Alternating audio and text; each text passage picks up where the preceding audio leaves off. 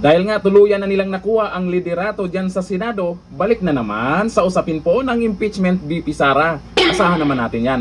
Pero bago yan, araw pala talaga ngayon ng mga buhaya. Nagkataon lang ba? Kasi yung kilala nating mga buhaya na kumpleto na sila na nakabarong pa, magpa-party-party sila. Majority, nakikitang si Chis Escudero ang mamuno sa impeachment trial ni VP Sara. Nako, Chis, alam na yung kulay mo. Marami tuloy nagtatanong, takot ka ba sa nagiging kaso mo? Posibleng si Senator Chis Escudero umano ang magsilbing presiding officer ng impeachment court sa paglilitis laban kay Vice President Sara Duterte. Atat na sila. Ang kakapal ng mga buhaya. Ayon kay Senator Ping Lacson, nakatakdang iboto ng Senate Majority si Escudero upang mamuno sa impeachment proceedings. Sinabi ni Lacson na naniniwala ang mayorya na si Escudero ang angkop na mamuno sa paglilitis dahil sa kanyang legal na background at karanasan bilang abogado. Bagamat wala pang formal na botohan sa oras ng pag-uulat, lumilitaw na may suporta mula sa mayorya ng Senado para kay Escudero bilang presiding officer ng impeachment court. Mukhang may naaamoy ako dito ah.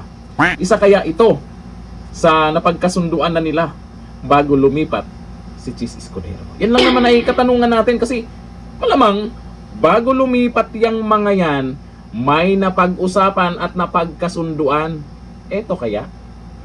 Chis, eto kaya? Saan naman po natin ang maging reaksyon ng mga tao dyan sa galawan nyo ngayon bilang mayorya dyan sa Senado? Nako, babaha na naman ng love react sa social media. Wala na talaga tong Senado. O ayon dito kay Maymay na dress, ihanda ang large size maleta. Naku, maleta na naman. Sikat na sikat yung maleta na yun ah. Sabi ni Nolly Tuod, si Estrada may kaso, inaresto at nakulong agad. Si Chis may 5 kaso, absuelto sa 3 pero may kaso pa rin. Walang arestong nagaganap. Chis ha, ikaw ha. Ito sabi ni Noel Lumanta, kitang-kita sa CCTV na bit-bit pa ang maleta. Sino yan? Yung napanood nyo ba na inilabas ng mga ex-soldiers? Grabe, daming naniniwala doon. Talagang kapanipaniwala naman kasi talaga.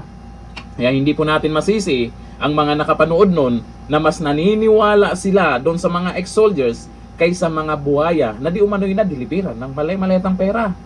Meron pa, hindi lang nakamaleta, yung pang small time lang, naka-paper bag lang. Ayon kay Anita Resus, saan na nga ang sinabi mo na hindi ka sunod-sunuran? Hindi makakalimutan ng taong bayan yan. Sabagay, hindi na marunong mahiya ang mga yan. Ang kakapal talaga ng balat ng mga buhayang yan. Basta may ganyan. Yan dito lang natin, Gyo.